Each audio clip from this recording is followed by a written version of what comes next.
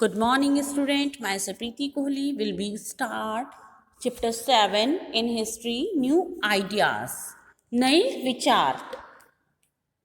Now we take our topic, the Upanishad. When Jainism and Buddhism emerged, there were some other thinkers and philosophers as well as who thought about various issues related to life and death.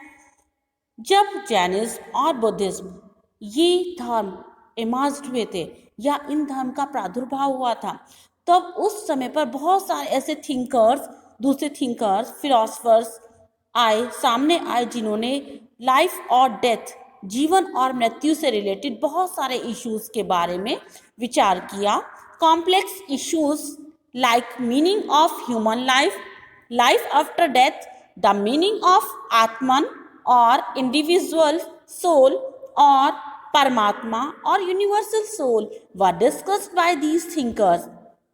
बहुत सारे ऐसे human life के लिए या मानव जीवन की life के मतलब के लिए बहुत सारे ऐसे कॉम्प्लेक्स इश्यूज आए कि लाइफ आफ्टर डेथ, जीवन के बाद मृत्यु, या उसके बाद आत्मा परमात्मा का मिलन, या यूनिवर्सल सोल, या ब्रह्मांड में आत्मा का मिलना. इस तरह से बहुत सारे ऐसे विचार थिंकर्स के द्वारा डिस्कस किए गए और इनके ऊपर डिबेट और डिस्कशंस किए गए जो कि उपनिषद में रिकॉर्ड हैं.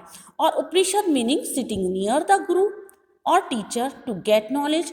उपनिषद का मीनिंग होता है गुरु के निकट बैठना और उनसे ज्ञान प्राप्त करना. The Upanishad are written in the form of dialogue in debates between the gurus and their disciples, student who sat near them and imbibed the wisdom and knowledge of their gurus or great teacher. उपनिषद एक dialogue के form में debate और discussion के रूप में लिखे गए जिसमें गुरु और उसके शिष्य के निकट बैठकर उनसे ज्ञान और बुद्धि प्राप्त करता है और अब एक महान टीचर के रूप में आता है जो महान टीचर या गुरु होते हैं उनसे नॉलेज गेन करता है. Most of the composers and writers of Upanishads were learned and scholarly Brahmans. इनमें मोस्टली जो कंपोजर्स थे या रचयिता थे वो राइटर्स थे उपनिषद के और बहुत ही विद्वान ब्राह्मण थे. उनके जो name of the scholarly and highly educated women like Gargi are also mentioned as composer of Upanishad who took part in debates and discussion.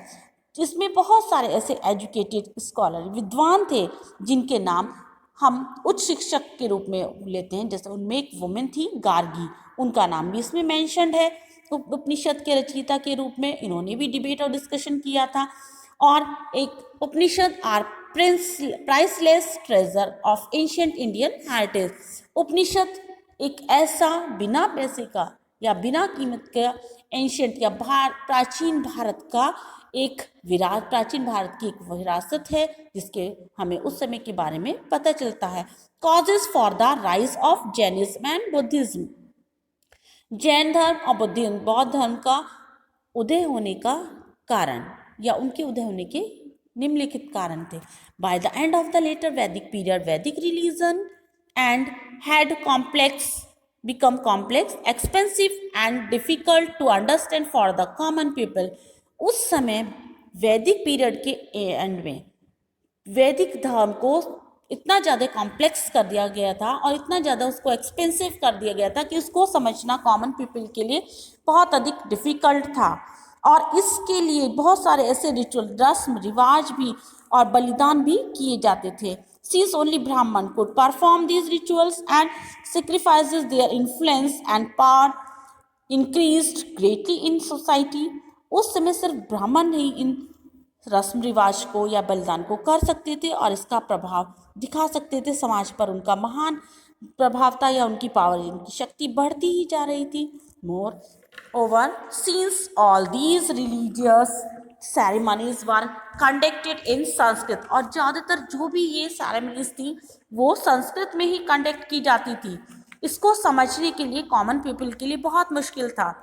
Sanskrit language वो जो अपर वर्ण के लोग थे वही, जैसे ब्राह्मण और क्षत्रिय, वही समझ सकते थे। बाय दिस टाइम, इस टाइम पर वर्ण सिस्टम जो था बहुत ज़्यादा कठोर हो गया था। शूद्र को बहुत ही नीची दृष्टि से देखा जाता था और निम्न दृष्टि से देखते थे और उनका एक्सप्लॉइट करते थे, उनका शोषण करते थे। जो the lower varnas, specially the Shudras, जो लोअर वर्ण थे, शूद्र थे, उनको कोई भी ऐसी अपॉर्चुनिटी नहीं प्राप्त थी कि वो अपना समाज में और आर्थिक क्षेत्र से या आर्थिक स्टेटस अपना बना सकते या अपने आप को डेवलप कर सकते। Moreover many rich traders who belong to the Vaishya varna felt insulted because they were ranked lower to the Brahmins and the Kshatriyas। इसके साथ बहुत सारे ऐसे ट्रेडर्स थे जो वैश्य वर्ण से थे और अपने आप को इंसल्ट फील करते थे ब्राह्मण और क्षत्रिय रैंक, क्योंकि ब्राह्मण और क्षत्रिय रैंक का उच्च स्थान था। So they wanted a new religion that preached equally and ensured them a better status in the society। इसलिए वो ये चाहते थे एक नया धर्म आए जिसमें उन्हें समानता मिले और वो समाज में अपना स्टेटस, बेटर स्टेटस बना सकें। जैनिज्म एंड बौद्धिज्म, बुद्धिज्म और जैन दोनों ही धर्म स्टार्ट हुए एक समय पर, जो कि महावीर और बुद्धा के द्वारा स्टार्ट किए गए। उस समय पर रिफॉर्म किया गया, मूवमेंट हुआ, बहुत सारे जो भी ड्रॉबैक्स थे उनको रिमूव किया गया और सभी को इक्वलिटी, एक सिंपल रिलीजन सबके सामने इंट्रोड्यूस किया गया ताकि सभी लोग उसको फॉलो कर सकें और उसको समझ सकें। Gautam Buddha, the founder of Buddhism. Gautam Buddha, जिनका बचपन का नाम सिद्धार्थ था और उनका जन्म 2500 years ago around 563 BC at Kapilavastu in Lumbini. जो गौतम बुद्ध थे उनका बचपन का नाम सिद्धार्थ था और 2500 ईयर्स पहले उनका जन्म लगभग 563 BC में कपिलवस्तु में लुम्बिनी नामक स्थान पर हुआ था, जो कि नेपाल में है। गौतम बुद्ध के फादर शाक्य वंश के क्लैन थे और वो हेडक्वार्टर कपिलवस्तु में और नेपाल की फुटहिल्स में रहते थे। फ्रॉम द हिज चाइल्डहुड, अपने बचपन से ही सिद्धार्थ बहुत सेंसिटिव था और विचारवान व्यक्ति था और विचारवान बालक था।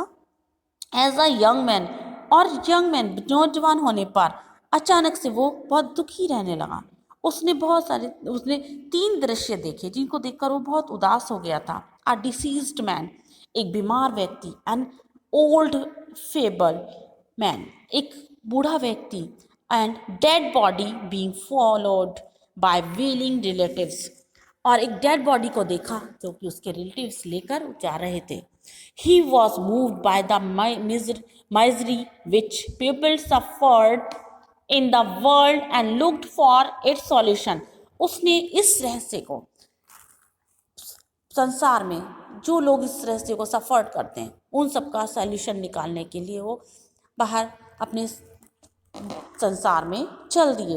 एट द एज ऑफ 29 वर्ष की अवस्था में उन्होंने सच्चा ज्ञान प्राप्त करने की खोज में वो अपने घर को छोड़ दिया और वो 6 ईयर्स तक इधर उधर भटकते रहे। उन्होंने ध्यान किया, लोगों से मिले, डिस्कशन किया और विचार किया। फाइनली उन्होंने डिसाइड किया कि एक सच्चा जो ज्ञान है वो मेडिटेशन या ध्यान लगाकर ही हम कर सकते हैं। कई दिनों तक वो पीपल के पेड़ के नीचे बोध गया में, जो कि बिहार में है, ध्यान करते रहे, मेडिटेशन किया, ध्यान मग्न हो गए और finally on the 49th day, आखिर में 49 डे के ध्यान के बाद उन्हें ज्ञान प्राप्त हुआ और इस ज्ञान का जो रहस्य था, सौर दुख को वो समझ सके और उन्होंने इसको सफ़र किया और इससे वो निजात पाया और बुद्ध ही दस बिकेम बुद्धा, और अब वो बुद्धा बन गए, जो द एनलाइटेंड वन, ज्ञान प्रकाशवान बुद्धा।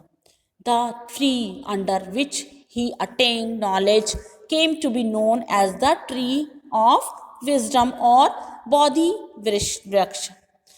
जिस पेड़ के नीचे उन्होंने नॉलेज या ज्ञान प्राप्त किया उस पेड़ को हम बोधि वृक्ष के नाम से या ट्री ऑफ विजडम के नाम से जानते हैं। He then went to Sarnath near Varanasi where he gave his first sermon.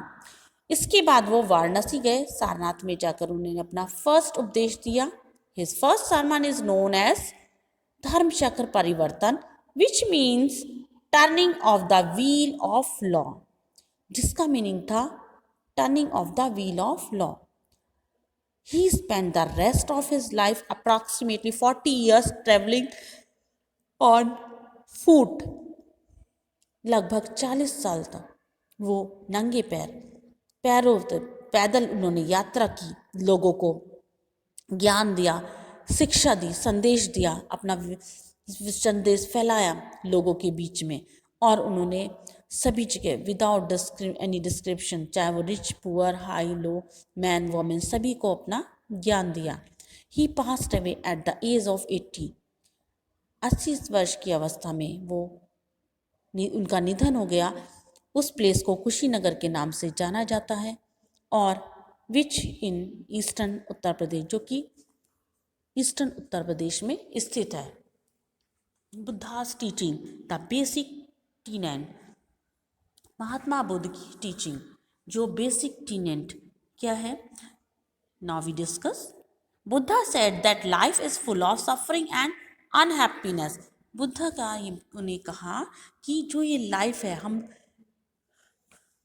हमारी जो लाइफ है या हमारा जो जीवन है वो बहुत ही दुखों से भरा हुआ है. This is because human being have unending desire, क्योंकि ये इसलिए है क्योंकि ह्यूमन बीइंग की जो लाइफ है वो इच्छाओं से भरी हुई है, जिसका कोई भी अंत नहीं है. He taught that these desires can be overcome by following the life of middle path. उन्होंने सोचा कि हम मध्य मार्ग को अपनाकर इन अपनी डिज़ायर, इच्छाओं पर विजय प्राप्त कर सकते हैं. The basic teaching of Buddha called the 4 noble truth. जो उनकी बेसिक टीचिंग थी उसको हम 4 सत्य के रूप में जानते हैं. These can be summarised. The world is full of suffering. संसार दुखों से भरा हुआ है. दुख का जो कारण है वो इच्छा है. Man's aim in life is to end suffering. जो मानव है इन इच्छाओं का अंत करके ही वो अपने ऊपर विजय प्राप्त कर सकता है. By following the middle path. Middle path को या इस मध्य मार्ग को अपना कर ही हम, जिन्हें 8 फोल्ड पाथ और अष्टांगिक मार्ग कहा जाता है, उससे हम इन सभी चिंताओं से छुटकारा पा सकते हैं. The 8 fold path comprised of 8 virtuous: right thought, right speech, right action, right effort, right belief, right memory, right means of livelihood. ये जो 8 जो पाथ हैं या 8 पर्थ रास्ते बताए गए हैं, उनमें है right thought, right speech, right action, right effort, right belief, right memory, right means of livelihood, and right meditation, which help in leading a balanced life of moderation. This will help in ending man's never ending desire. ये हमेशा ये कभी man की इच्छाओं की हम कभी भी मैन की या मानव की इच्छाओं का अंत नहीं हो सकता. इफ़ डिज़ायर आर कॉन्कर्ड, अगर हम अपनी इच्छाओं के ऊपर विजय प्राप्त कर लें तो हम निर्वाण प्राप्त कर सकते हैं. निर्वाण means freedom from the cycle of birth and death. निर्वाण का मतलब है कि इस जन्म मृत्यु के चक्कर या साइकिल से बचना, आज़ाद होना. Buddha taught in the language of the common people Pali, so that everybody could understand his message. इसीलिए जो बुद्धा की जो शिक्षा है, लैंग्वेज है, वो कॉमन पीपल या कॉमन भाषा में लोगों की दिए गए पाली भाषा में, ताकि हर व्यक्ति इनकी भाषा को समझ सके. He also organized the Sangh or the religious order whose doors were kept open to everybody, man and woman and even Shudras. ये इन्होंने संघ ऑर्गेनाइज किए, धार्मिक विचार लोगों तक पहुँचाए, डोर टू डोर लोगों तक, हर एक व्यक्ति, मैन, वुमेन एंड इवन यहाँ तक कि शूद्र लोगों तक भी अपने विचार पहुंचाए। द बुद्धिस्ट संघ help in the spread of Buddhism not only in India but also in central Asia, China, Tibet and south Asia, east Asia. Men, women were joined संघ were called भिक्षु एंड भिक्षिणी। जो मैन और women सभी ने इन संघों को join कर लिया, जिनको हम बौद्ध भिक्षु या भिक्षुणी के नाम से जानते थे, क्योंकि ये भिक्षा मांग कर लाते थे, भोजन भिक्षा मांग कर लाते थे, तब उससे अपना जीवन यापन करते थे। By doing this they were supposed to acquiring humility and set aside their pride and ego. They also had to spread the teaching of Buddhism. They spent a lot of time in prayer and meditation. ये लोग अपने विचारों को, अपनी शिक्षाओं को Buddhism या बौद्ध धर्म में फैलाते थे और अपना ज़्यादातर समय प्रेयर या मेडिटेशन, ध्यान में लगाते थे। They spent a lot of time in prayer and meditation. Within the Sangh, all were equal and all decisions were taken after free and open discussion. ये जो संघ थे ये सभी इक्वल थे और सभी डिस्कशन,